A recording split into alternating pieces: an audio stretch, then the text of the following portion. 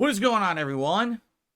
On today's show, it's my final consecutive streaming day of the week, and things are heating up because we're getting a head start on a brand new playthrough that I'm doing this week, plus some other schedule updates and a lot of gaming news to discuss today. So it should be a pretty packed show on today's episode of the Level 1 Podcast.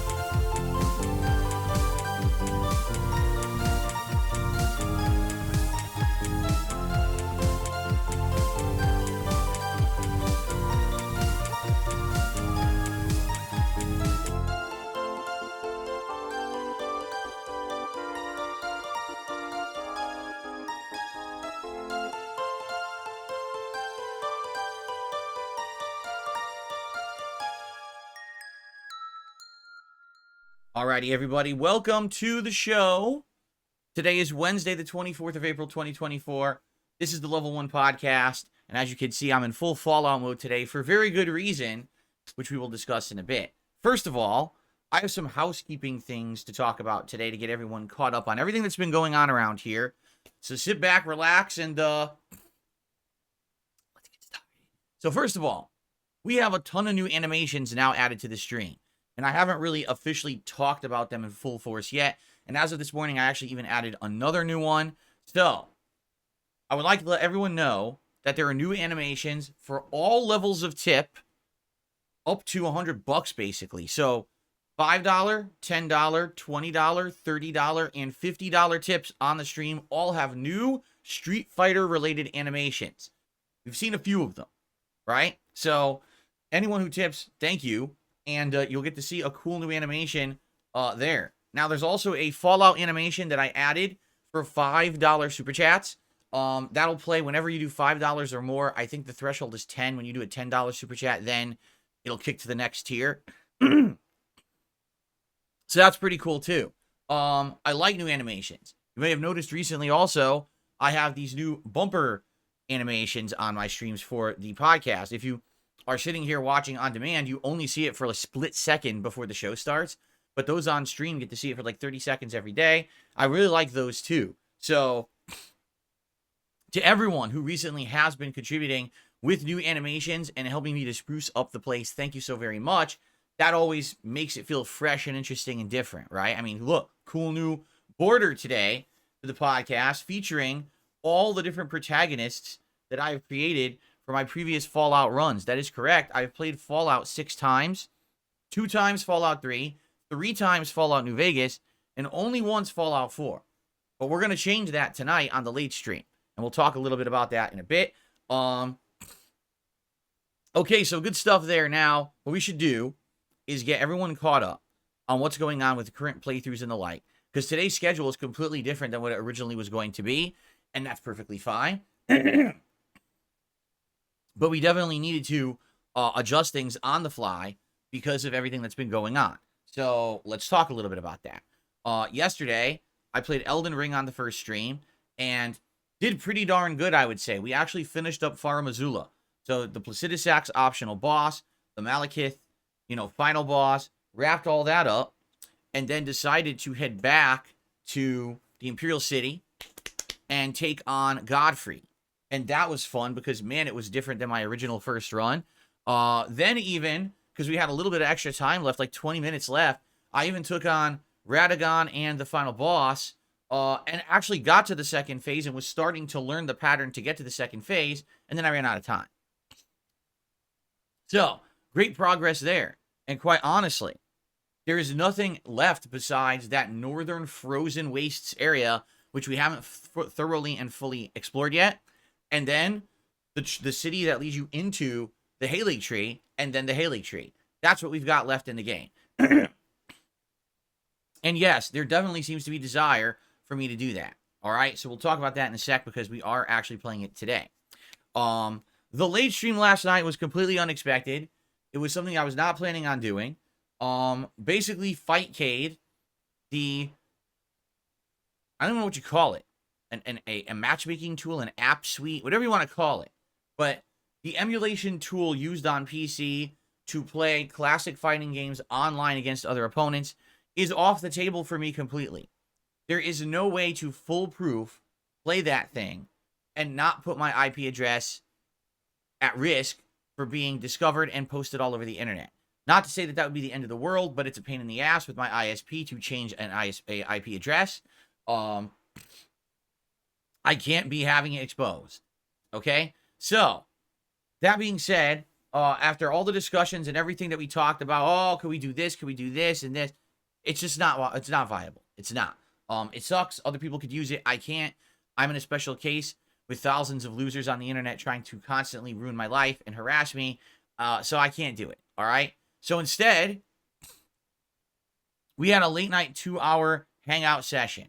And basically, it was pretty fun. We talked about so many different topics. You know, we covered games. We covered, you know, my history. We covered detractors. We covered everything that everyone wanted to talk about. I like having late night hangout sessions. You know, I don't like having them too often, but it was just a totally impromptu thing.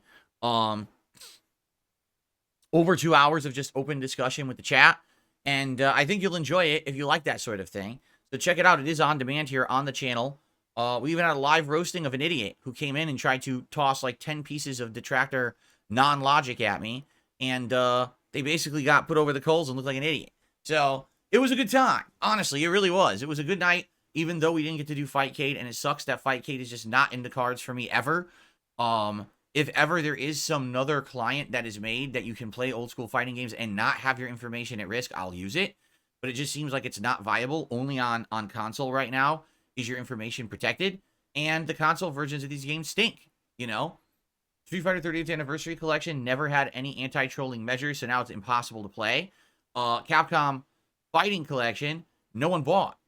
Which is sad, because I think that version of Super Turbo is not bad, but no one bought it, so there's no one to play against, you know? So, it is what it is. I just gotta, I guess, I have to resign to the fact that I just can't play old school fighting games. There's just no way for me to do it viably. It stinks, but it's just, it's life, I guess. Okay? So, that was that. And, thank you for understanding, and thank you so much to those on stream yesterday who allowed me to understand that FightCade was not secure. You know, I was led to believe that it was. I was lied to for many years. I'm happy to know now that, you know, I was safe in doing that last-minute switch. Man, it would have sucked if all my information got out there, right? Okay. So, moving on from that, we had to redo the schedule for this week entirely from scratch because of everything going on. And I had a couple options, and I'll be honest, I felt like Elden Ring is the right choice to play again today. And there's a couple of reasons. Number one, I like Helldivers 2, but I feel like if I play Helldivers 2 too much, it's going to end up being like too much of a multiplayer game. It'll get kind of tired. As opposed to Elden Ring, it's not an endless game. We're approaching the end. You know, this rush to the Halig Tree and then the Halig Tree itself, that's what we have left for the game. So we're nearing the end of it, and it's perfect because if we end up finishing it in, you know, early May, then that's a month to give it a break before we go back to the game for the DLC in late June. So great pacing and everything, as opposed to if I played Helldivers 2 again today, I almost feel like that would have been too much. Even though I just played it Monday and it has been a couple days, you know, I don't want to get burnt out on it. So that just, it felt like it made sense to me. Plus, everyone wants to see Halig Tree again. You know, it's the toughest part of the game.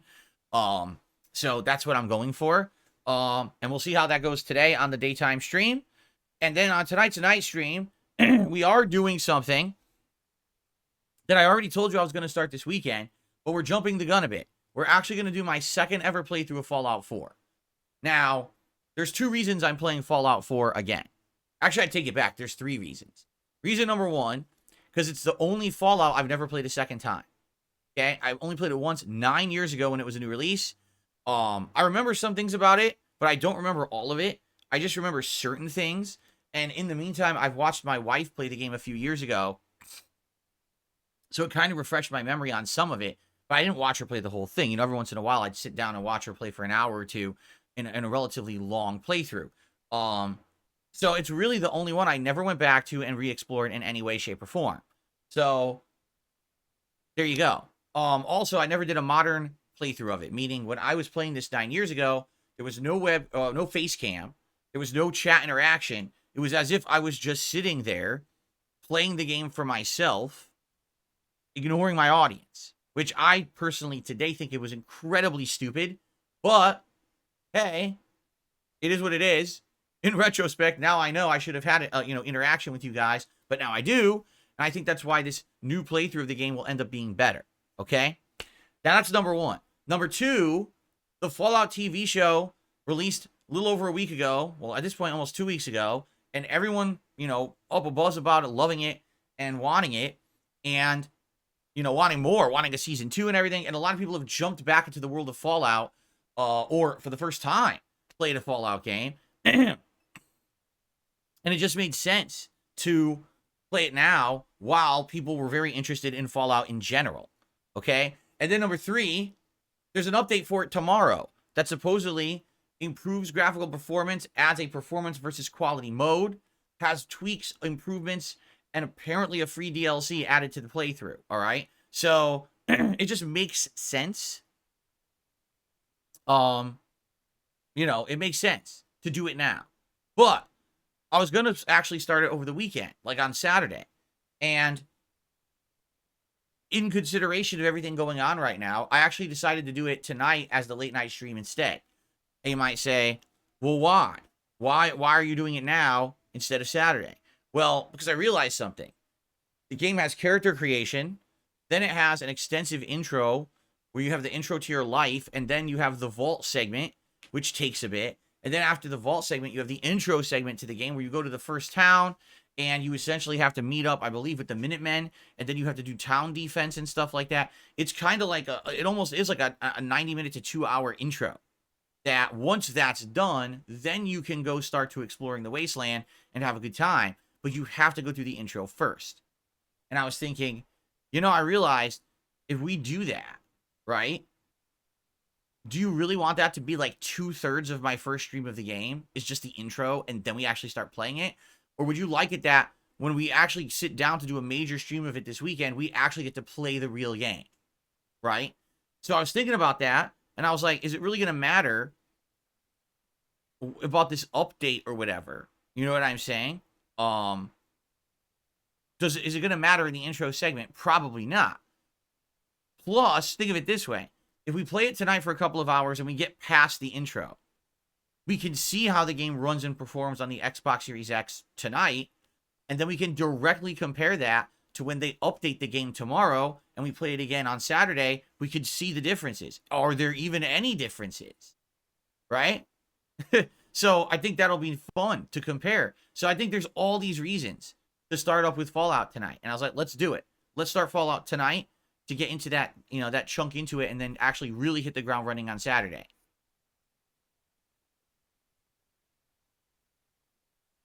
So, cool. That's what we're doing tonight on the late stream. I hope you'll join me for my second ever Fallout 4 run. We'll see how it goes. I hope that people enjoy it because I've actually wanted to replay Fallout 4 for a while. Honestly, it was my Game of the Year pick for 2015. In retrospect, no, I don't think it's as good as I thought it was back then. I think then having a new Fallout, I kind of had stars in my eyes or whatever. Still a good game. But in comparison to the previous Fallouts, I do think that the previous ones are better. But I do think that it was a good game regardless. And I am excited to do another run. You know what's funny is I actually don't remember what ending I did. Or what endings I did. Did I do more than one ending? Like, I don't even remember. 9 years ago, I know that there's all these different endings where you can side with different factions. But I have no clue which one I actually did. So I guess we'll see this playthrough what I end up doing, right? I'm not sure. But anyway, it should be fun. So again, I hope that you will join me tonight, 6:45 p.m. Pacific time, for the premiere of my modern Fallout 4 playthrough and all the intro segments. Okay?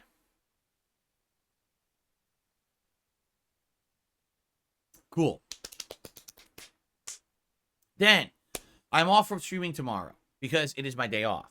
And I have a lot to do. My wife and I will be out and about doing many, many different things.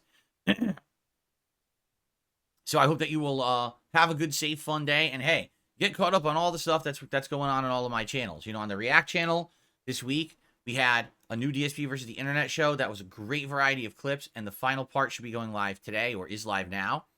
On the DSP Throwback channel, we've been continuing on with the playthroughs of Final Fantasy 13 and Fallout 3. Yes, I will say that. My Fallout 3 playthrough, as of today, will be 7 parts in and continuing. This is the classic playthrough from 2008. Now taken into full HD, upscaled, better audio, longer parts, proper titles, thumbnails, all the things to make it a very proper playthrough. Okay? So, I hope that you will join me on that journey. I really liked Fallout 3. And it's actually, people have already been saying, would you do a retro react to it? And I'm like, well, yeah, maybe once we have more parts. But I think that's the whole point. Is to get like a bunch of parts live so that if we choose to do a retro react to that playthrough later on, we have enough parts to go through and we don't run out right away, right? But I hope you'll check that out. That's going on the DSP Throwback channel. Plus, the continuation of my Walking Dead retro react, where we're going through all of the Walking Dead Telltale Game Season 1. Currently, we're into episode 3 now. And that continues this Sunday, but the parts are going live every day. So there's all that content on the other channels. Plus, of course, on this channel this week, there was lots of Street Fighter with Zangief. There was the continuation of Elden Ring, right? There was Helldivers 2 fun. So, good variety of stuff going on across all of my channels. All right? Cool. Now, when I come back on Friday, it'll be a premiere of a new game. On Game Pass, there is a game called Another Crab's Treasure. It is essentially a Souls-like game starring a hermit crab doing all kinds of stuff under the sea. It certainly seems like a cutesy take, but if it really does play difficult, like a Soulsborne game, it could be pretty interesting. I want to give it a shot. Now, I'm not promising you a full playthrough. It really depends on how people take to it. Much like when I tried Harold Halibut last week, and we played it once and people were super bored within the first stream.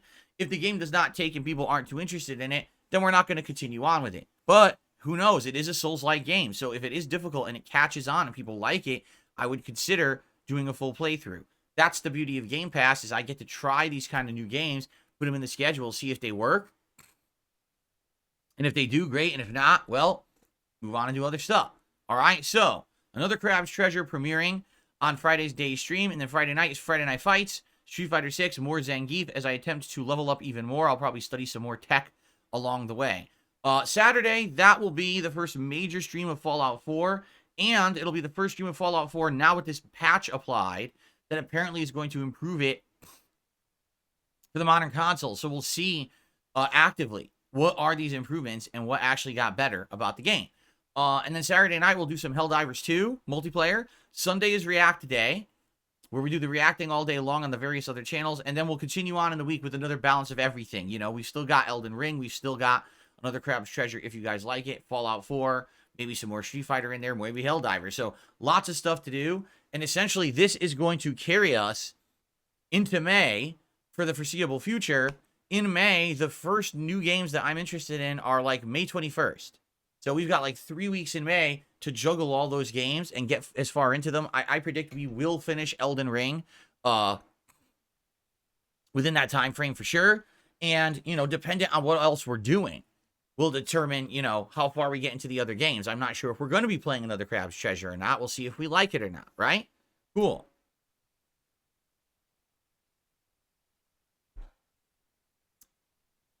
So, excellent. That's the plan for the schedule. I hope that sounds good. Now, we do have a little bit of a conundrum. A little bit of a thing we got to figure out.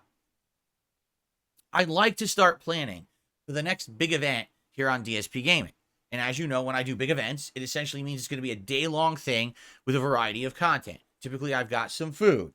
Typically, I've got some booze. Typically, we've got some cool special things going on. And sometimes there's gameplay. All right? So, for the next marathon event, you know, one of the front-runner ideas that we were considering doing was a fighting game fiesta celebration. And what this was supposed to be was me playing a variety of fighting games, eating food from the Street Fighter cookbook, where my wife was going to dive in and make some more dishes. She did this last year. She was going to do it again. In addition to that, I was going to do some reacting to old fighting game videos of myself in the past at Evo tournaments where I beat prominent players like Justin Wong and Seth Killian, and I was going to commentate on them and explain, what was going on in different matchups and situations. Something I've never done before. So it would be like a first time thing. And also there's going to be a segment where it was just going to be like Q&A about the old days of being in the fighting game community, talking about what it was like to be part of a grassroots movement to keep fighting games alive at a time when Capcom was not making active fighting games. There was a good 10-year span where Capcom just kind of gave up on making Street Fighter, and it really was in the hands of those who loved those games and had passion for them to try to keep things going with zero support. There was no sponsorship. Capcom didn't want any part of it, so it was all on us to keep things going. And I could talk all about traveling, what it was like, hanging out with various different groups of players, the rivalries, and the drama, and the stuff that was back then. I basically am a source of information from that period. Most people from that period just aren't around anymore or talking about it. Everyone wants to talk about the modern FGC, which started with Street Fighter 4, 14 years ago, 15 years ago. And yeah, that's a story to be told, because that's when big money started happening. The esports teams and people streaming and all of that. But really, it was the grassroots movement back in the day that kept Street Fighter alive. Street Fighter very well could have died if people didn't keep it, active. Capcom was so focused on Devil May Cry, Resident Evil, their other franchises, that Street Fighter was just neglected for a very long time. So this could be a fun segment to do and talk and reminisce about the old days. You know what I'm saying? So that could be a fun event. Now, you guys seem to think this was a great idea. However, it was kind of hinging on the idea that we were going to do some FightCade and play old school fighting games. And guess what? That's now pretty much off the table, at least from like a multiplayer aspect. You see what I'm saying? It's just not viable. So what could I do is we could do some Street Fighter 6, right? We could do some Tekken, right? Which is fine. But what else could we do? I mean, the only thing that I could really do with old school fighters would be to try to play one of these more modern console versions. So, for example, there is the Capcom Fighting Collection that is on PlayStation, which I bought and played, as much as I could, but there was just no one playing it. There's no one playing this game online at all, right? I could just do like offline content, like maybe I could do a challenge run where I try to play Super Turbo on the hardest difficulty with various different characters to see how tough it really is, because it will be very tough. The computer outright cheats. So maybe that could be, I don't know. But anyway, I'm curious if you guys are interested in that or not. All right, because this was what we were going to do. Like, people were gung-ho, oh yeah, this sounds like a good idea. But now that FightCade multiplayer is off the table, it does take a whole aspect out of it, right? For sure. And I am disappointed at that, obviously. I wanted it to be better than that, but what can I do? I'm not going to put my IP address at risk and make it so I can't work.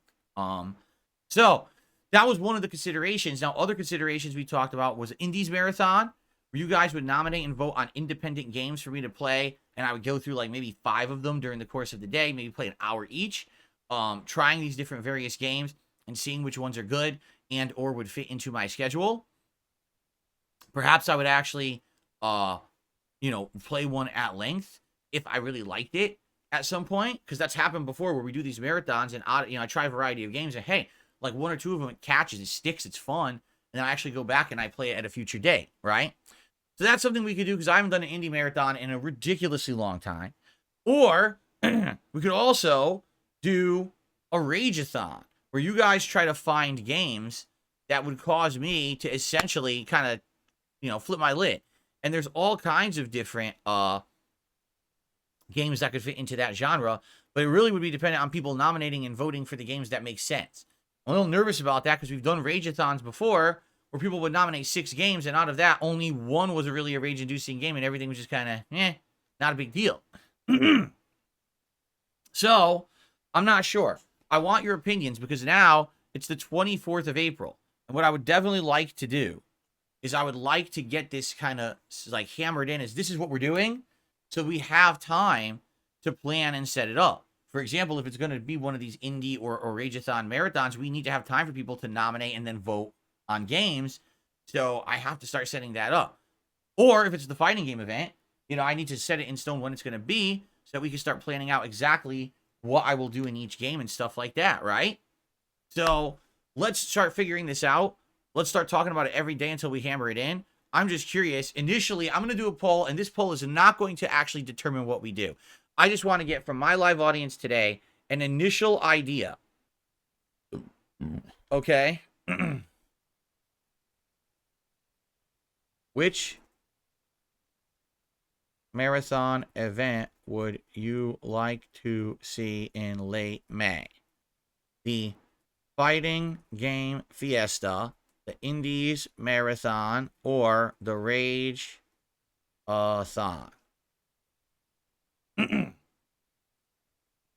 So let me know via this poll. This is just an initial sampling. I'm not taking this as the defining thing to determine what I do, but I'm just curious, initial impressions on what people think about this. Okay.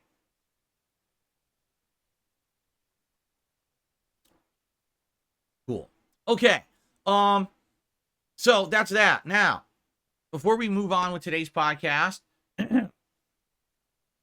guess what? It's time for my favorite segment, for your favorite segment, for everyone's favorite segment here on the show. Ladies and gentlemen, it is time for DSP News on the Level 1 Podcast. Let's do it. We've actually got a good variety of stuff to do on today's show when it comes to news. So let's talk, shall we? So just listen to this. We got so much variety of news today. We'll start off with Apple has reportedly cut production on the Apple Vision Pro product due to incredibly low demand. Wow, I think we're starting to see a pattern here. You remember a few weeks ago when I almost gave you exactly the same story, except it was for a different product? That's right. It was about a month ago when I announced Sony has stopped making the PSVR 2 because no one bought the PSVR 2 since it hit stores last year. So Apple is in exactly the same situation. They manufactured a piece of technology that is way too expensive. What is it, $799 or something like that? And all the reviewers who reviewed it essentially said, listen, it's not bad. It actually does have some cool features or whatever, but it's not like they've advertised it or promised what it would do. It's definitely not that good, and it's definitely not worth $799. So what happened is the initial early adopters of Apple technology ran out and bought it. Reviewers bought it and said, it's not that good. No one wants it. All right? Are you surprised? Can we be honest here? Apple is on the downward trend. Apple used to be the hip company for tech. Everyone wanted an iPod, an iPad, an iPhone, an iWatch. It was all Apple Watch, excuse me. It's not iWatch, it's Apple Watch, right? It was just the hip thing to have, right? Everyone, oh man, you got the new phone or whatever. But dude, it's 2024. You know, the fad died out a million years ago. You know what I'm saying? Is it really? Bobo X says it's not $799. It's $3,499. The Apple Vision Pro is $3,499? Oh my God. Oh my God. Okay, hold on. I have to adjust my brain for a second. Okay, continuing on from what we were saying, the era of Apple being the hip company of tech is past. Now, there's all these different competitors when it comes to phones, when it comes to tech watches, right? And you don't have to break the bank to get the competitors' products like you usually do with Apple. I mean, let's face it, Apple had to concede with the fact that no one wants proprietary connections for their stuff, and now they even have gone to the USB-C standard when it comes to charging their devices and stuff. So it's pretty apparent, right, that Apple is not prominent the way they used to be. They may be rolling in money from those years of prominence, but they're on the downward swing. So what on the holy hell made them think to release a $3,500 accessory? Essentially, that's what it is. It's an accessory. It's not even like, oh, it's a device you need. It's going to change your life. It's just an accessory for things you already do, just doing them in a different way, right? I mean, how boneheaded. And much like PSVR 2, right? If you're going to spend a lot of money on something, you want to be convinced that this is a killer app changing, life-changing way to do something, right? PSVR 2 failed because there's no games for it. There's no reason to own it. They had like maybe 2 or 3 prominent games that came out all at launch, and now there's nothing, right? Apple Vision Pro, what do you need that thing for exactly? What exactly does it do for you that changes the way that you would work or you would live? You know, is it a new and maybe unique way to do the stuff you do? Yes. But does it actually change anything? No. You're still doing the same work. It's not improving your work day. It's just, a thing. And again, you got to wear this giant fucking visor. No one wants to walk around with a fucking giant visor. Makes you look like fucking a scuba diver or Cyclops from the fucking X-Men. You ever seen Cyclops from the X-Men? He's not happy he has to wear the fucking visor. He hates it. He wishes he could be normal like everyone else. No one chooses to wear a fucking visor on their face all day unless they're a moron.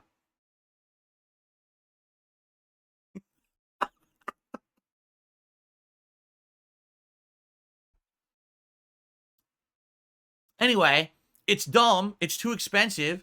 Of course it's not going to sell, right? I mean, duh. So, yeah, no surprise. But I think the thing that does surprise people is that, wait a minute, an Apple product is failing? Yeah, an Apple product is failing. Prepare for this to be the first of many. Because Apple had this writing on the wall. They just refused to see it.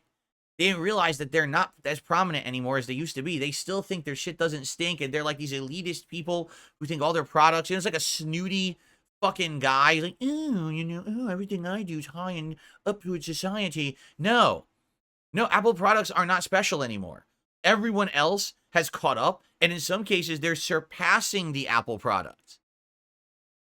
So, yeah, I don't think that Apple is really going to be doing so well very soon. Give it a few years, I think we're going to be getting more stories of the next iPhone didn't sell that well and stuff like that. And they're going to really have to actually try hard to do something they have not done in the last 15 years, actually innovate and create new tech that other people aren't doing, rather than just the same product again the next year with a few tweaks. So, okay. Here's a story for you that some of you, if you're like me, are going to be pretty angry when you hear this story. Okay, ready for this? Stephen Ogg, maybe a name you recognize. Stephen Ogg is a prominent actor for various different roles. Notably, he was one of the major supporting characters in the Walking Dead television series. But also, Stephen Ogg was the mocap and voice actor for Trevor in Grand Theft Auto 5. In an interview, he stated, listen to this. He filmed a bunch of story mode DLC for Grand Theft Auto 5 featuring Trevor. The story was that Trevor goes undercover and has to do work for the FBI. Yeah. Or I guess it's called the FIB in the world of Grand Theft Auto, correct? So he literally filmed an entire DLC.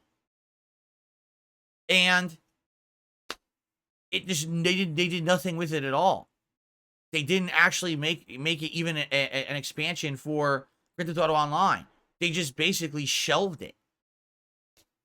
You know? And people are like, "What? Like, seriously?" Yeah, but I think we already knew this. We just didn't have the confirmation from anyone yet, right?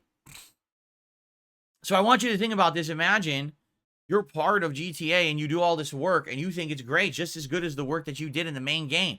And the plot is great and it continues the story of the characters or whatever in a canon way too, because remember in GTA 5, there's multiple endings where certain characters can die. Well, obviously the DLC is going to tell you the canon ending, right? So now we know, hey, if Trevor's alive, that means the canon ending is that he survives. We just don't know which canon ending where he survives, but he's alive, right?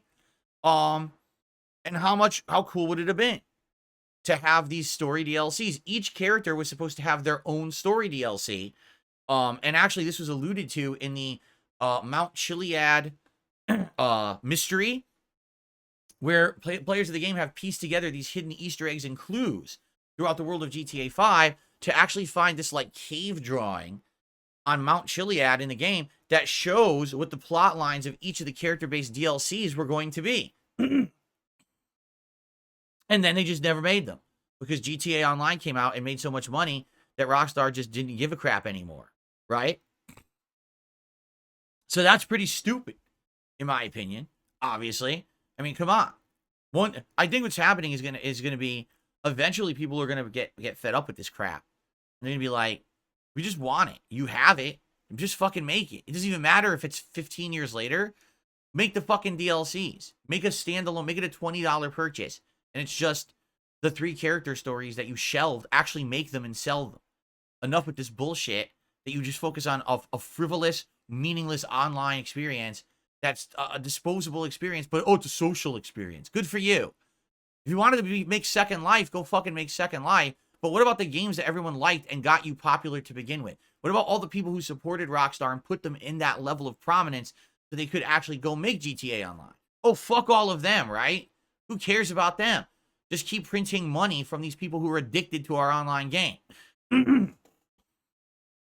So I'm pretty sad about it. I want these story DLCs to be heard and seen and played, but I don't think they're ever going to do it. Sad that they fucked it up that bad because they were so greedy.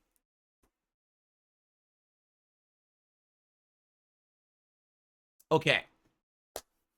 By the way, this really isn't part of DSP news, but I forgot to talk about it. So the other day, I did an impromptu and random poll on my Twitter account.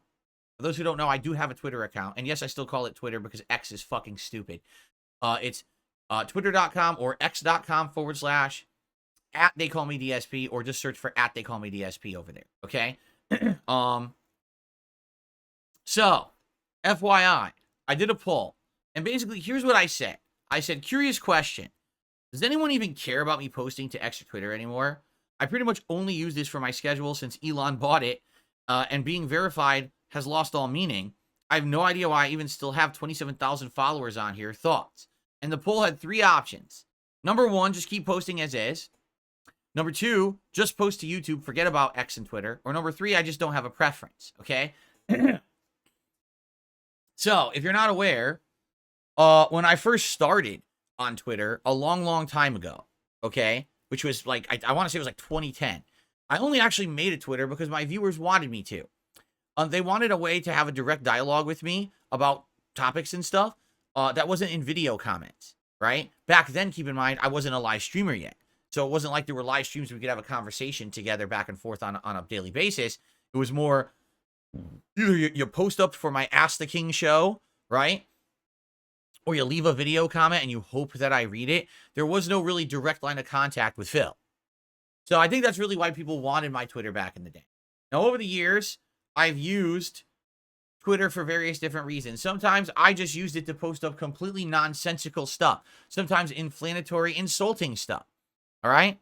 Sometimes I actually used it to post up intelligent stuff.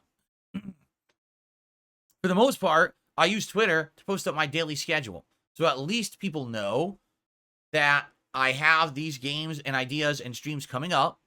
And I usually post up there as a stream is going live, so people know what to expect on that live stream that's now live. It's like a trigger, so you know, oh, come on to the stream, okay? Now, what's happened is over the years, I just stopped using it for various things. Like, I even had some tweets that went viral over the years. I had a tweet at the Oscars a few years ago during the Will Smith slap incident that got insane amounts of retweets and faves. People loved the tweet, right? But it was basically like social commentary on the whole situation of what had happened. So I know that if I wanted to use Twitter more seriously, I could. And I could get noticed if I felt like it. And by the way, my Twitter account was verified Why? Because actually I was being impersonated constantly by trolls and idiots. And so having the verified account made everyone know, hey, this is the real Phil. That's how I got verified. A lot of people wondered, how do you get verified on Twitter? Essentially, you had to prove that you're someone who is dramatically impersonated. So that way, if you own a business or an entity like I do, I say, hey, here's my business. I'm getting impersonated constantly. I need everyone to know this is my real account. And then they verified it for me. Okay, that's how it used to work anyway. So being that I was one of the few YouTubers with a verified Twitter account, a lot of others had tried to get it verified for years and just couldn't. People actually paid attention to my tweets, you know, even though I didn't even use it that much. But then Elon bought it, right? And when Elon essentially bought the site, he changed so much about it that now the site is almost unusable for someone like me. I'll give you some examples. He made it so that no more verified users based on any kind of useful criteria. You just buy it. Oh, if you just spend money on the site, now you're verified. So what does it mean to be verified? Literally nothing. Everyone can be verified. There could be 400 impersonators of me that are all verified. So then verification is worthless, okay?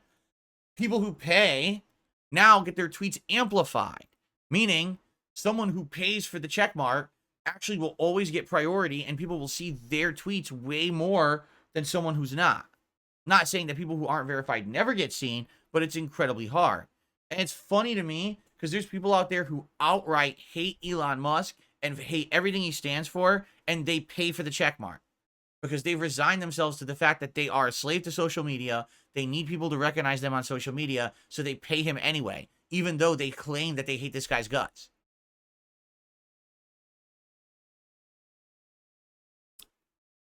So ever since this happened, I essentially said, you listen, I just don't see the point of using Twitter anymore. My tweets would never get seen regardless because I'm not paying for a blue check mark. There's no real advantage to having it unless you're going to be using Twitter frequently for stuff that you feel is important. And all I do is I post up my schedule, right? So I had enough of it. And I said, I'm just not going to use this thing anymore. You know, I'm literally just going to post up my schedule and when my streams are live and that's it. So I've been doing that for about a year. But now I've posted a lot more on the community tab of my YouTube channels. I feel like if you're subscribed to my YouTube channel and you want to be in the know, I'll post up stuff to my community tab. That way you don't have to go to Twitter to find out. You can just be subscribed to that channel that you're interested in. And that's how you're going to get, you know, the information about me. So that's how I've done it for about a year. And it seems to me like it's been working, right? But what I'm noticing is that literally, I'm not kidding, I have 27,000 followers on Twitter. And they're all probably legacy followers. These aren't new people following me because I don't post anything of interest on there. If you're already subscribed to my YouTube channels, you don't need to follow my Twitter. Get it? But with 27,000 followers, how many people realistically actively still follow my Twitter, right? So I did this poll, and here's the results, all right? 590 votes. That's all I got. In 24 hours, with 27,000 followers, only 590 people bothered to vote. Think about that. So no one cares about Twitter anymore. Essentially, Twitter has gone boo down and no one cares. Which I'm not surprised. I'm really not surprised. Elon has killed the fucking business. No one follows it anymore because no one gives a shit. Here's the poll results, by the way. No preference, 22%. So 22% said, I just don't give a shit. Okay. Just post to YouTube only. Don't post on Twitter anymore. 27%. All right. And then 51% said, keep posting here as is. So if you take a look at that, 590 votes, 51% would be what? Like around roughly 300 people said, keep posting on Twitter. And 22% said, I don't even have a preference, right? And that would be what? Like another 100? So essentially 400 people actively care about me on Twitter. And that's it. So I went, just think about this. I went from having 27,000 followers. When I would post up tweets, I would actually get hundreds to thousands of likes and retweets depending on the tweet, but usually I would get a lot of attention on my tweets. And since Elon bought Twitter, now only 400 people actually care about Twitter out of 27,000. Wow. By the way, Tesla's not doing so well either. Tesla is tanking right now. All of their products are failing. They're not delivering the product they've promised. Their sales numbers and stock prices are down. Mr. Musk is in a bad way. He's just ignoring it and not talking about it. But anyway, excuse me. Sorry, there's something in my throat. So yeah, so I'll be honest with you guys. It really is dumb as shit that the business has tanked the way it has. And I'm not going to put effort or anything into it. You know what I'm saying? So I'm going to keep going forward as I have. I'm going to just post up my schedule and post up when a stream is live. And I guess that's it. There's really no other reason to ever post a thought or anything on that site. It seems to be a complete waste of time. Oh, by the way, yes, Coop, listen. I'm not saying that Twitter was great beforehand either. Before Elon owned it, it also had a lot of issues. Don't get me wrong. But the point I'm making is that basically it was a usable site that functioned properly, and you could actually use it to get noticed and get attention and get your thoughts heard. Now you cannot. The site has literally suppressed everyone who doesn't pay for a blue check mark. I mean, case in point. I have 27,000 followers on Twitter, and 590 people voted on my poll in 24 hours. No one sees my account. No one cares. Which, again, I'm not complaining. I'm just stating a fact that I don't think there's a point to using that site for anything significant at this point, unless you're just going to pay for it. Fuck that. Elon can kiss my fucking ass. So anyway, all right, let's continue. The next story. PS5, or Sony in general, has put out a new promotional artwork promoting their new controller, the DualSense version 2. Okay? But the only actual information on this promotional piece of art for the DualSense 2 says the following. Exceptional 12-hour battery life on a full charge, supports long gaming sessions.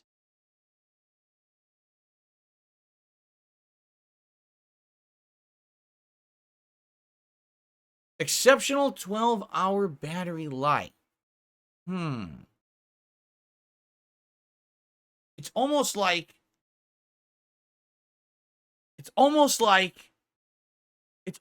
every other fucking wireless controller out there. This controller is the only one on the market that will only last about 3 hours on a full charge. And they've had this controller packaged with PS5 since launch and have not made an improvement to it until now. It sounds like they're finally going to improve it. Why does this controller only last 3 hours? Because it has a touchpad, because it has a built-in speaker, because it has haptic feedback, because it has adaptive triggers. It has all these features. Now, are these any good? Well, in some cases, yes. I would argue if you're a driving game, the adaptive triggers, adjusting the amount of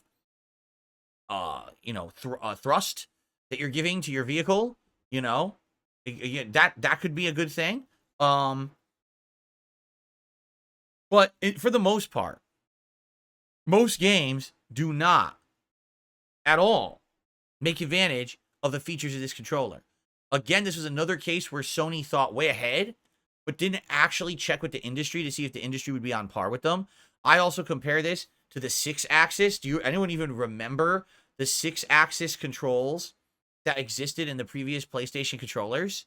None of you probably do, because the thing was so poorly used that everyone just stopped developing it.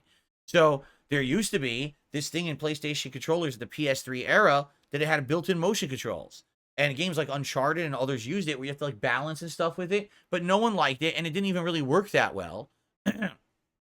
So no one really used it. And again, it's another thing. Bluetooth. Why were the controllers using Bluetooth to connect? Did anyone care if it used a standard wireless radio style adapter or if it used Bluetooth technology? No one cared, but Sony did. So they put all that shit in there and no one really cared or used it, right? So this is kind of the same thing. This controller looks nice, has all these features, but no one actually cares about them, right? Can you name in the last 2 years more than one game where you even remember what the haptics felt like on this controller? I can't even tell you one, because the haptics have become such a afterthought that most of it just feels like the standard rumble that you would get on an Xbox controller somewhere else. It doesn't feel any better to be playing a game on this than it does on a Xbox controller, quite frankly. And because this has a built-in battery, it's heavier. I don't like that. I like a lighter controller, right? So anyway, the one thing that I have to say to this, so there's a DualSense 2 coming out with a 12-hour battery life. Great. How about all the people who have that controller, who paid $80 for that fucking controller that is not a good controller? You know, it has stick drift issues, the thumbsticks melt, the battery life's only 3 hours long, but now you want us to buy another one that will last 12 hours. Oh, you mean the battery that should have been in that controller, right? You want me to spend more money now on another one? How about no? How about kiss my ass? I'm not buying a DualSense version 2 that should have been packaged with PS5 from the launch, but Sony was greedy. Fuck them. Now, what they should do is they should drop the price of this controller down to about $30. Since there's going to be a version 2 with a 12-hour battery, and this one only has a 3-hour battery, then you should sell this for $30, and then you could sell the version 2 for $80. Do you think Sony will do that? Will they do the right thing? Probably not, right? Okay. Continuing on, this is actually a follow-up to a story that we talked about earlier in the week. Remember I told you that the House of Representatives in the United States passed a bill, and this bill is going to ban TikTok in the United States within 9 months if its company owner or its owner, ByteDance, does not divest the company. What does that mean? It means that basically the U.S. government thinks that TikTok is gathering information on U.S. citizens and using it for malicious purposes because the owners are Chinese. Essentially, they almost think that TikTok is a way to get intel on the American populace, and the American populace is too stupid to realize it. So they're going to outlaw this program in the United States in 9 months unless the owner sells the company to a non-Chinese company. Okay? It's official because as of today, President Biden signed it into law. So 9-month timer has started. They have 9 months to sell it off. Do you think that will happen? Do you think that the owners of TikTok are going to sell their company off just so the app can continue to work in the United States? I don't know. Right? I don't know. It's an interesting premise. I don't know. There might be some big stories coming out about this. Companies that'll vie it for, try to buy it, and will they sell it? I don't know. Why does TikTok need the United States? It's a good question. TikTok is worldwide. TikTok is an app that's all over the place. It's not just the United States. Now, I'm sure the United States is a big customer base for them, but do they really need the United States? I don't know. I don't really know the ins and outs of that. Okay? All right, we have 2 more news stories. One of them is incredibly stupid, so I'm just going to get past it right now. So there's a game coming out on Friday called Stellar Blade. I'm not interested in it. But the reason I'm talking about it today is because the stupidest thing ever has happened. Are you ready for this? I'm not ready for this. Ladies and gentlemen, Stellar Blade has a store in the game, and it's called the, I think, R store. It's just called the letter R, and it says store under it. And it's the store where you buy items and stuff in the game. Okay? Well, supposedly by random chance, and apparently this is not intentional, all right? Right next to the it's a neon sign that says R store. It has like an arrow pointing down. Here's the store. Well, right next to this neon sign that says R store, there's some graffiti on the wall. All right. And what does the graffiti say? Hard. So it says Hard R store. Okay? So you might say, well, what's the problem with that? Well, in truth, There is no problem with that. Because in truth, it means nothing. Actually, that graffiti that says hard is used randomly throughout the game. It's not the only place in the game that it's in place, and it's probably not intentional, right? That it should have been there. Okay? Now, you might say, well, I don't even understand. What does hard R mean? Depends on who you ask. Okay? The actual original meaning of the term hard R, do you know what it means? It means it's a hard R rating for a movie. What does that mean? It means a movie that has intense gore or sexual content, meaning it's pushing the highest level of rating, NC-17. Okay? But it just majorly made the cut to make it a hard R, meaning it's one of the harshest R ratings you can get, but it still made the cut to fit into the R category. Okay? That's actually what it means. But in the last few years, people on social media have decided to change the meaning. Okay? Compare this to any other use of a word that in the past had a completely different meaning and then got changed because of social things, and now everyone uses the word completely differently. All right? So, I mean, everyone, I think you probably know today the term hard R essentially means the N-word. Okay? The real N-word. Not the slang version that's used, you know, as like a term of affinity between people, but the really bad N-word, the full one. Okay? So that's why, hence, hard R. That's what they're talking about, the end of the word. So to have a video game that says hard R on the wall, you would think, oh, not a big deal. Except, as we all know, games media are incredibly liberal. And they saw this on the wall and immediately made a big deal about it and started complaining to Sony, why does your game have hard R on the wall? Don't you know how offensive that is? To which the game developers were like, what? The fuck are you talking about? Like, no, we have no idea what you're talking about. Sorry, we don't just sit on Twitter all day listening to the ways that you've changed what terms mean in the last 5 years to be offended by something like this. It's not even intentional. It's graffiti next to a neon sign. They don't even coincide. What the fuck are you talking about? But sadly, in our modern day, everyone has to pander to everyone. So apparently, from what I'm to understand, it's being changed. I don't know if it has been changed already, but I believe that it's being changed like right away. God forbid someone's offended that this is randomly in the game by chance. It's not even meant to mean anything. And the term doesn't actually even fucking mean that. People invented this meaning for it. All right? So, yes, I think it's incredibly stupid. And it's a non-issue, but that's the world we live in today. That everyone has to get all upset about things that literally don't even fucking exist. Invented outrage for the sake of invented outrage. Everyone has to pussyfoot around everything, correct?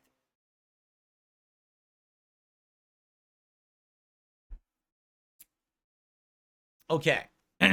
People are saying that now they've changed the word hard and they replaced it with a new graffiti that says crime.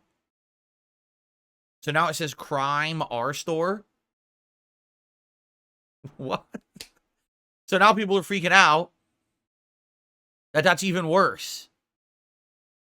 Because now you replaced hard R with crime. And that means something. Here's what they should replace it with. I'm serious. They should patch it again. And you know what it should say? Fuck you.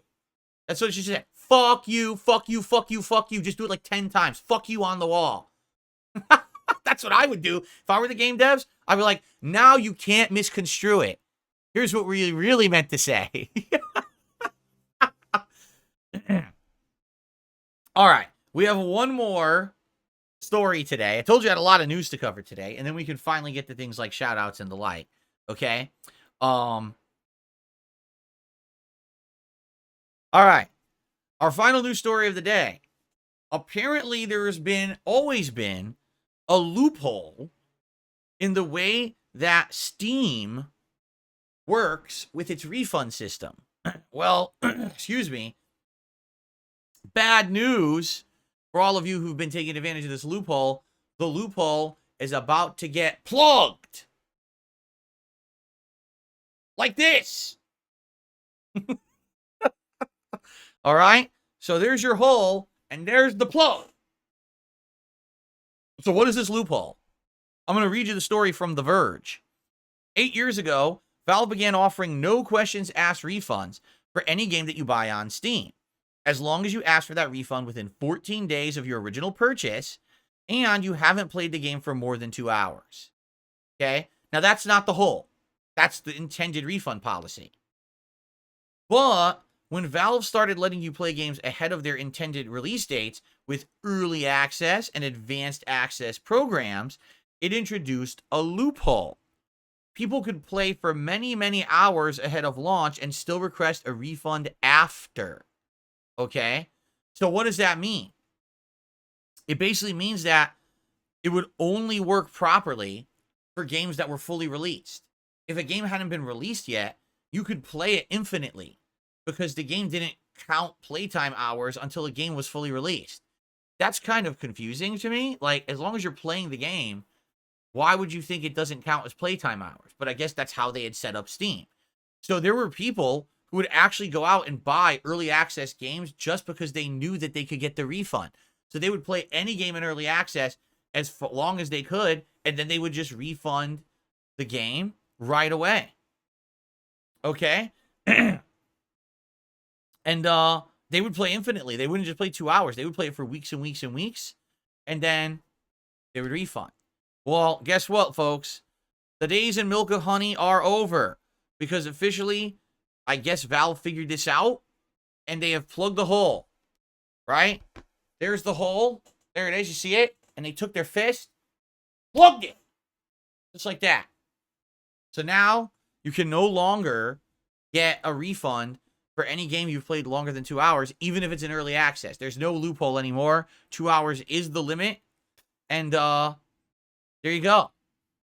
Plugged. All right. Well, no one can accuse Valve of not being good at plugging their holes. All right, guys. That is the news for today. We covered a lot. That was a lot of news, right? All right. Well, FYI, the initial response to my poll, all right, about what this new upcoming marathon should be, 52%. Well, first of all, we have 365 votes. So 1 vote per day of the year. Which I guess it makes sense. We have 440 people on stream. So, FYI, Rageathon is in the lead with 52%. And then Indies Marathon and Fighting Game Fiesta are about the same. I see they're dancing back and forth between around 24%, 25 to 23% each. So here's the thing, though. All right? Because you're saying Rageathon. Fair enough. But here's the thing about the Rageathon that I need to emphasize with all of you. All right? The Rageathon only works if people actually legitimately find games that are going to make me rage for various different reasons. Not, oh, you know, I know that Phil probably doesn't like this particular game, so I'm going to nominate it because it's going to bother, it's going to, you know, I'm going to annoy him. Annoyathon is not Rageathon. Do you understand? For example, some games that have worked, like Super Meat Boy, right? That game, it's fast-paced, very difficult platforming action. Yes, that game absolutely made me rage when I played it. That was a successful game in the Rageathon. Here's games that didn't work, right? Street Fighter V. I told you guys I didn't like it, so people said, well, we insist on it anyway. And I played it, and it was the most boring hour ever because the game just sucked. It wasn't fun to play. I didn't rage. Actually, I won most of my matches. It was shit. And I was like, why did you fucking nominate it? I particularly remember the last Rageathon that I did not work very well because people didn't nominate good games for it. It was like out of the 5-6 games that were played, only like 1 actually made me rage. So it just didn't work, and people complained, oh, it was boring. And I was like, so what do you want me to do? It's your event. You nominated and voted for the games, not me. I don't know. The whole idea of the Rageathon is that you guys know games that are rage-inducing, and you're going to nominate them for this event. You have to do that, or else the event ain't going to be very good. You understand? So I'm okay with the idea of a Rageathon as long as people are going to find actual games that cause rage. Now, here's the thing. People are saying, oh, Ghosts and Goblins again. Getting over it again. I already played those. replaying those games again? No, it has to be new stuff. It has to be not Super Meat Boy. I played it already.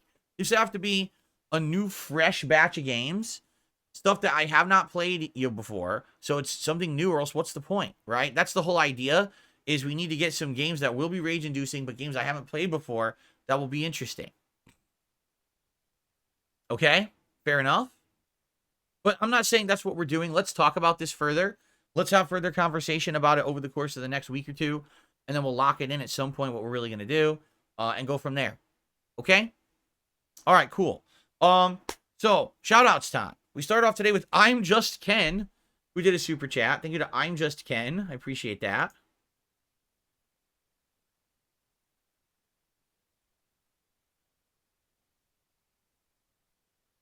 Bookworm, thank you for a membership to the channel. I appreciate that, Bookworm. Thank you for the ongoing support of DSPGaming. I appreciate that. And it's a new one, too, by the way. So that's awesome. I received a very generous $50 tip. Hold on.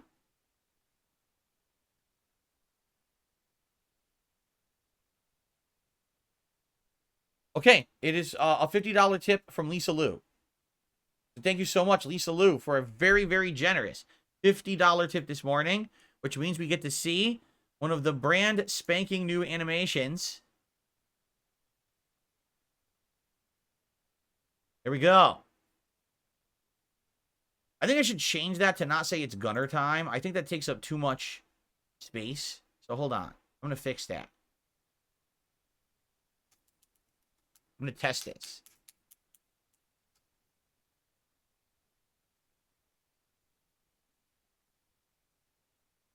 The It's Gunner time comment was when I used to have the animation that was the Gunner glasses. Let's try that again and see how it looks without that. Ready? Oh, I have to hit save. Hold on.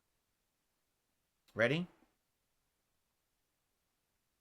That looks way better. The animation's much bigger now. Cool. Don't you like seeing me in a diaper? It's great, isn't it? All right, so with that alone, we will right to the Gunner glasses. Thank you so much to Lisa Lou. Let's get you on the leaderboard in a second.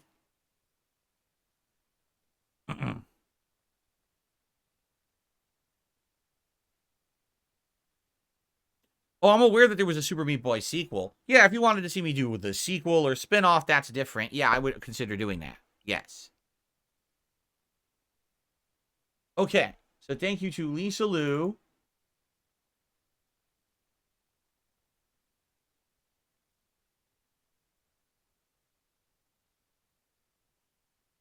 Oops, whoa. Getting us the tier 1 tips goal already today. So appreciated. And then I've got another tip here. A $3 tip from Plargus.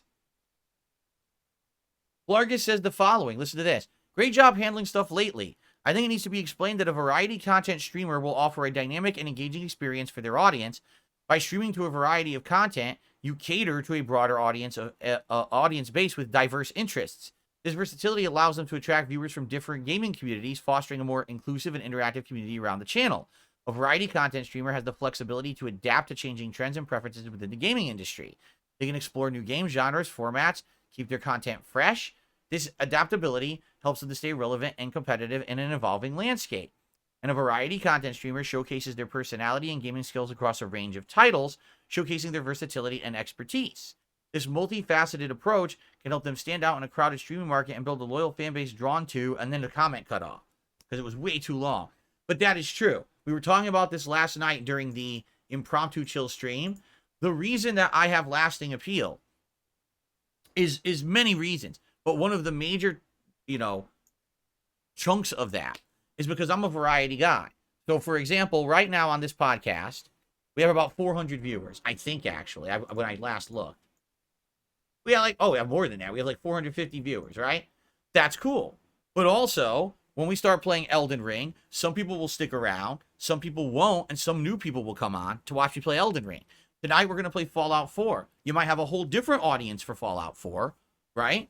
And then, when I come back on Friday, and I play this new game, Another Crab's Treasure, and I play Street Fighter, you might get 2 other new audiences. Now, is there crossover? Absolutely. Yes, there is. There's a crossover between. But all in all, even though you can say, well, Phil only gets a few hundred viewers per stream, that is true. But it's different viewers, right? It is. It's not, oh, every time Phil streams, he's playing Call of Duty, or he's playing a Dark Souls game, or he's playing an MMO, or he's playing this one style of game. I'm always doing something different. So my fan base is broad across many genres, and they come by for the content that they like. That's what has allowed me to continue to be successful. Also, because I play a variety of games, it allows me to jump into genres at any time and at least have my footing in that genre for the most part. When I first started on YouTube, not so much. I was basically like a noob and a rube. I didn't know what the hell I was doing, and different genres of games kind of smacked me around, and that was some of the appeal, correct? But in this case, I've done this now for 16 years, right? And now I can basically play a game at least an okay average level and not suck. So that's a good thing. People even were saying last night, it blows us away because there actually are 3 genres of games you're pretty good at. Fighting games, FromSoft style Soulsborne games, and Call of Duty. For whatever reason, I seem to be pretty good when I play those 3 genres. Probably not others. But those 3 genres, I do put out some decent gameplay, right? And I agree, and that's came through experience, right? So, yeah, being a variety streamer allows me to appeal to a wider audience. Because, again, one of the ridiculous things that idiotic people on the internet say is that, oh, Phil only has like 2 actual supporters. I'm serious, they say this. They say Phil has like 2 actual people who support his content. Insane. No, I actually have probably, for the size that I am, way more active supporters than other people of that stature. Because a lot of people come here at different times and support the content they like. And that's why I can have a stream right now that's successful for a podcast. Then people who come and support Elden Ring. Then people who come and support Fallout. But they're different crowds. And that's cool. If I was just playing one game all day, you're only going to get the one crowd. That's it.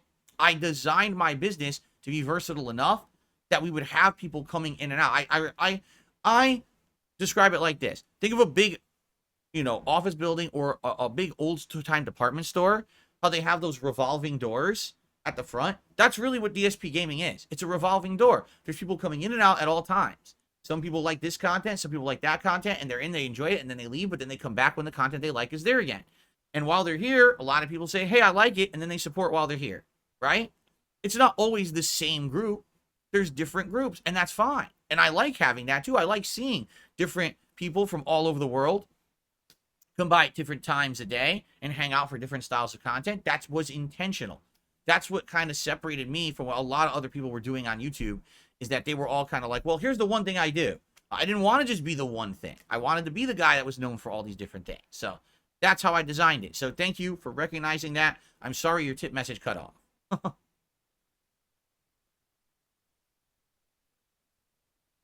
Okay. Thank you to Soul Potato 07 for a membership this morning. Appreciate that, Soul Potato. And thank you to the Lucky Gremlin for a super chat. Why are we not playing Sandland? It's out tomorrow. Well, number 1, because I'm not here tomorrow, right? And number 2, because it's a Japanese style RPG, and right now people are completely burnt out on that style of RPG. I already have playthroughs that are on hiatus of that style of RPG that I'm not even sure we're going back to. So I'm certainly not going to start another one. Also, to be honest with you, there hasn't been demand for it. I'm just being honest. I think at this point, people are so burnt out on that Japanese style RPG game that they just don't even want to see me play any more of them. Like Uden Chronicles just came out. One person mentioned it. You're the first person to even mention that Sandland's coming out tomorrow. I didn't even know it comes out tomorrow. Okay? Yeah, I know. What it is we just had too much of the same style of game in a confined space. We now need to branch out to different styles of games, which we've been doing. Right now, I've got Street Fighter 6, Helldivers 2, 2 completely different kinds of multiplayer games. Elden Ring, a completely different style of game, right? And now we're going to be trying 2 other games with Fallout 4, again, completely different.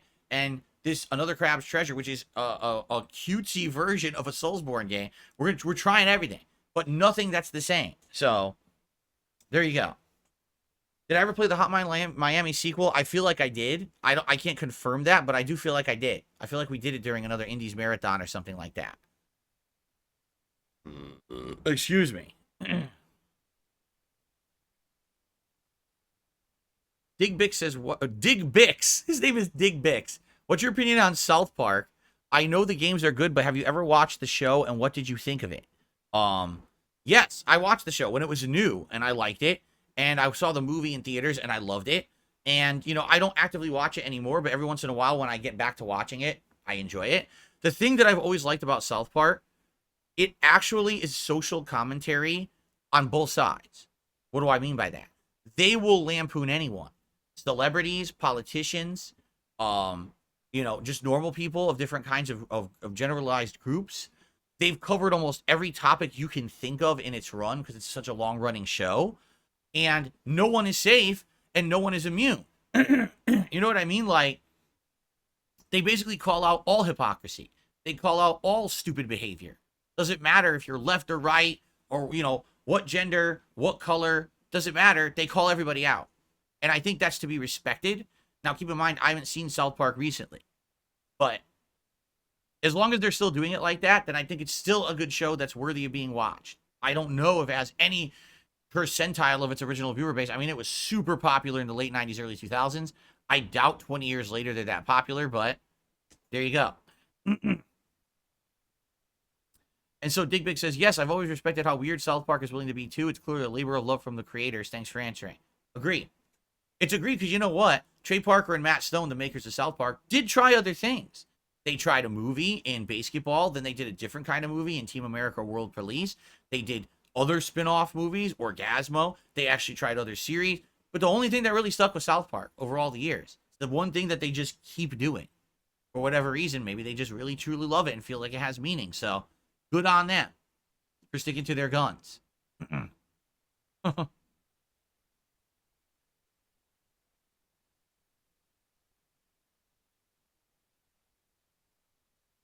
Okay. All right. Anything else, guys, that you'd like to talk about this morning? We have a few more minutes. Did I ever play the game called I Want to Be the Guy? I think I know of it, but I don't think I ever played it, did I? I'm trying to remember. Did you guys ever nominate I Want to Be the Guy? And did I ever play it? I don't think I ever played it. I mean, I could answer that right now. Let's see. Did I ever play it? I don't think so.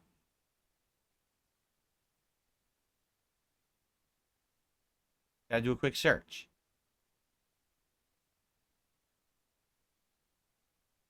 Ready?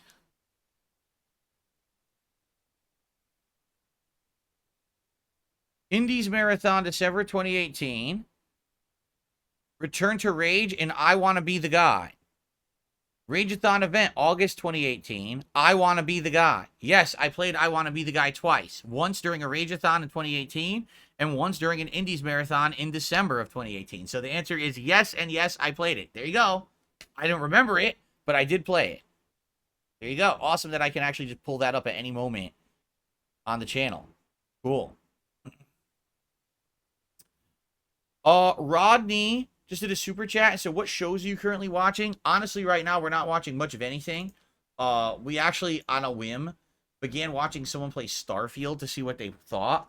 And hilariously similar to both of our experiences, this person, in their early hours of playing, actually was intrigued and liked the game. And now that they're getting further into the game, they're finding all these things they just don't like. Oh my God, the space combat's terrible. The space travel's annoying. This is, you know, exactly our experience to a T. You start the game wide-eyed, and like, oh, this is so good. And then actually you get like 20 hours in, you're like, oh.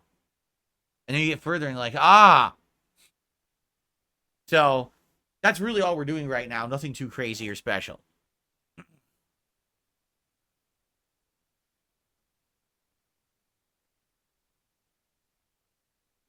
World's hardest game, the Java thing where you move the cube around. Hey, I don't even know what that means. Would I ever play Apollo Justice HD Trilogy or the Great Ace Attorney Chronicles? Listen, I actually kind of like the Ace Attorney games. I did play, what was it, all three of the originals, I believe? I think it was all three of the first ones I played, correct? Over the years. The problem is with visual novels. There's a couple of reasons why I don't play them often. Number one, they're incredibly slow moving. Sometimes you'll play an entire stream and barely make any progress, right? They're super lengthy games. Upwards of one of them I think I played was like 80 hours long, insanely lengthy, okay? Also, many of them are not voice acted. If a game is not voice acted, it means that I need to read all the text. The problem with reading all the text is when I'm talking constantly without a break, I can tend to hurt and lose my voice. That actually happened when I was doing one of the Ace Attorney playthroughs. I completely lost my voice for several days and I couldn't work. Okay? So, there's all those reasons. And I'll be honest, visual novels are for a particular niche audience. They work for people who are fans, but it's very hard to get a mainstream following of people watching you play a visual novel. Most people get bored. Okay? So, this is why over the years have I played them? Sure, I played 3 Ace Attorney games, I believe. Didn't I play Phoenix Wright Meets Professor Layton on 3DS? So I played that one too.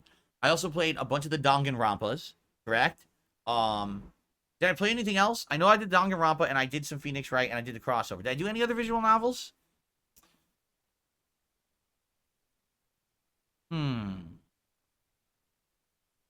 I can't remember right now, honestly. But, you know, the problem is taking so long to get through a game. We have to read constantly. It's just not a good idea for someone who full-time streams like me. If I can't talk, then I can't interact with you guys, and every stream is bunk, right? So I'm not saying I would never go back and play a Phoenix Wright game. It's just probably not very likely. Okay? Cool. Have I ever played Binding of Isaac or Gungeon? Enter the Gungeon. Binding of Isaac, absolutely yes. I particularly remember it. That was the first roguelike game I ever played. Ever. In history. And I found it fascinating. I actually played it for a little bit and got pretty decently far in my first few runs of it. And I was actually getting addicted to it. And people were like, nah, move on to the next game. Because this was one of the marathons. And then, of course, the roguelike that I liked the most always was Hades. Hades was super good, right? So, would I ever play a game like that again? Maybe. But I don't know. Depends on you guys and what you want. No, I'm not playing Catherine full body. I did a full playthrough of Catherine when it came out as a new game over a decade ago. And I told you guys I had no desire to ever play it again. I know that I don't like it. And the only reason people want me to play it is because they want to see cringe sexual content, and I'm not doing that. So, no, I'm not playing it again. Mario Kart Super Circuit is the hardest Mario Kart ever for Rageathon. What is Super Circuit? That doesn't ring a bell. Was that a handheld one? Because I swear I played all the console ones. What's up, Game Boy? How are you this morning? Welcome to the stream. Well, actually, this afternoon. Welcome to the stream.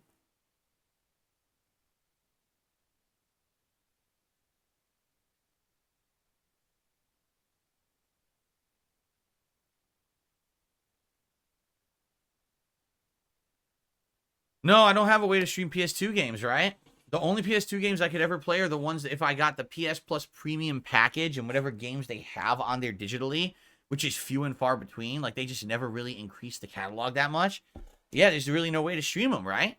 I wish that Sony would get on the whole, backwards compatibility, posterity bandwagon to preserve their old games so you can play them, but they've never done it. It's like they just don't give a crap. Well, Xbox is completely the opposite.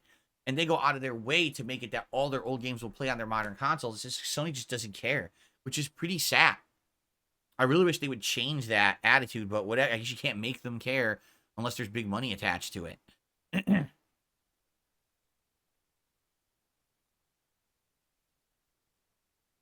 Okay.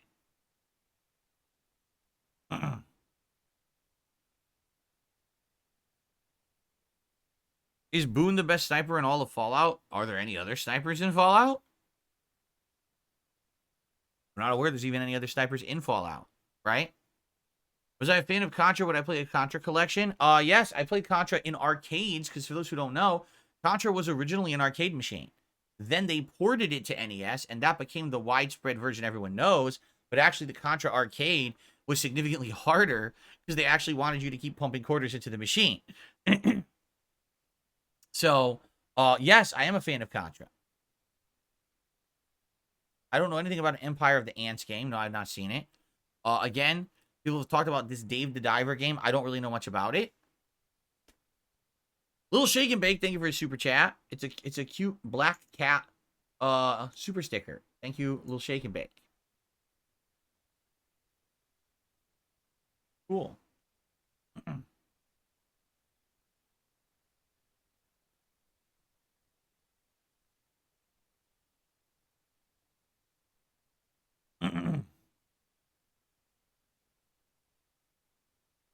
Would I play chess as part of the Rageathon?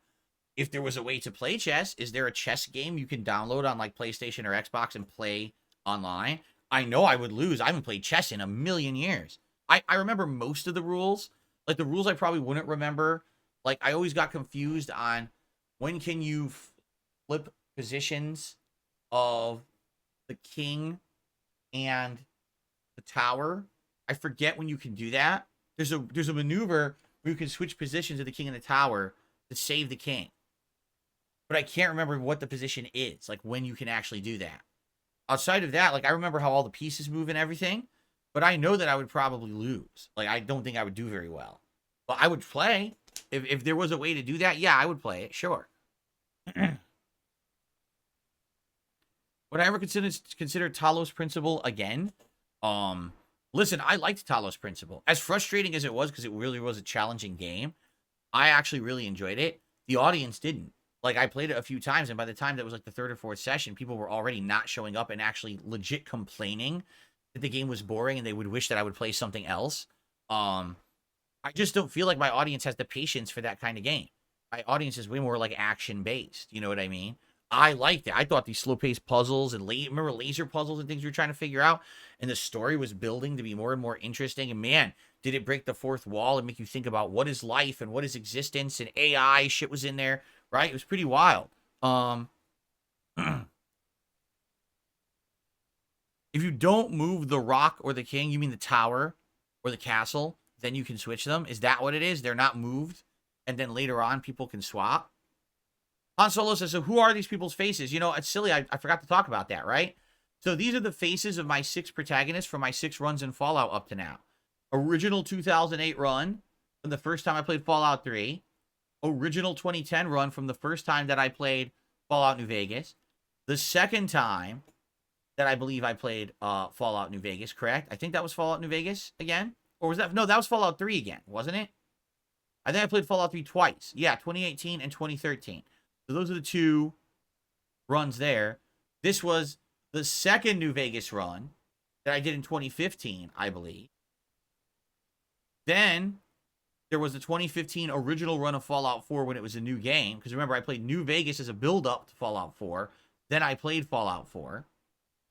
And then in 2021, when I was yearly playing a Bethesda game, remember every year it was either like New Vegas or Oblivion or Skyrim. We were doing them at the pace of once a year. You guys voted for New Vegas that year, and that's when I played that. So it's Fallout 3, New Vegas original runs, Fallout 3 second run, New Vegas second run, Fallout 4 original run, New Vegas third run, and then we'll have a new face when I meet my character tonight for my Fallout 4 second run.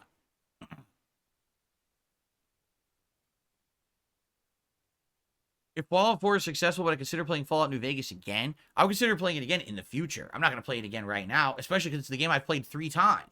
Out of all the Fallout games, New Vegas is the one I played the most. Fallout 4 is the one I played the least. That's why we're doing Fallout 4 again.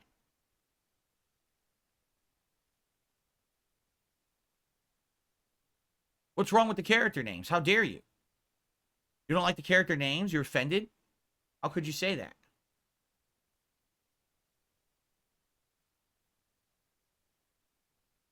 I'm not playing Fallout 76. Kat tried it last week. It is atrociously bad.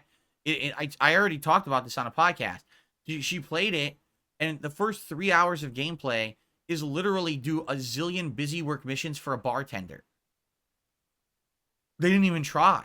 And you know why? Because originally, if you remember, they didn't even have NPCs in the game. They added them later. So basically, the things you do for the NPCs are fucking boring as shit. And I couldn't believe, like, it was such a boring experience that, like, after 3.5 hours, she quit it entirely. She's like, I never want to play this ever again. This is so bad. It's sad. Want to know why? It graphically looks great. It looks really good, but the VAT system is a joke. It's not real VATs. It doesn't freeze time and let you aim. All it does is it gives you, like, bonus damage on a certain body part. The gunplay's shit, and the story is awful, and the mission structure is terrible.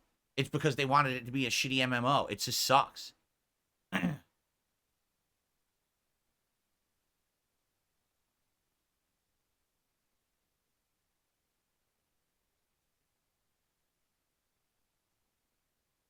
Yeah, I actually don't know who I'm gonna make tonight for Fallout 4.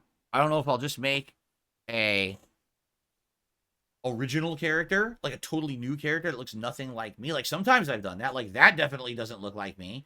That definitely up there doesn't look like me. That doesn't look like me. You know? So maybe I'll just make an original. Maybe I'll just hit random. I don't know what I'll do. Think about it.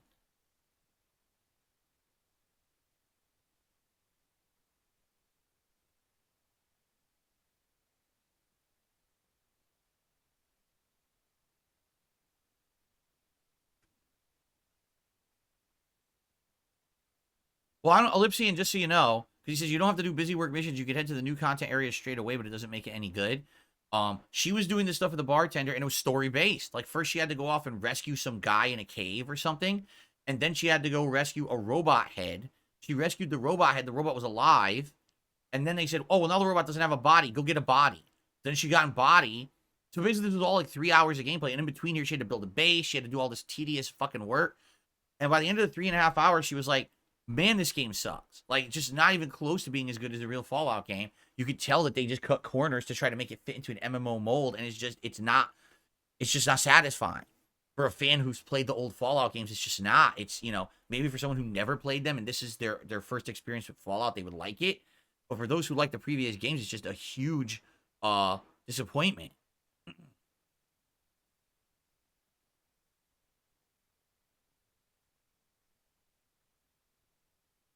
Okay. Guys, I think it is time for us to adjourn our podcast. I want to say thank you to everyone chilling and everyone who supported the stream so far. Thanks for the conversation. And I hope that you guys are having a good time so far today. I hope you'll stick around for Elden Ring and for Fallout 4. But if not, then I wish you all the best. I remember I will not be here tomorrow. It is my day off. When I return on Friday, I'm sure I'll be having a nice full day off segment, as well as game news and the like, talking about how Fallout 4 went tonight, right? We'll have a lot to discuss. And thank you all for a great streaming week. This was a really good one. Even though the schedule, again, got thrown for a loop multiple times, we adjusted on the fly. We still had a good time together.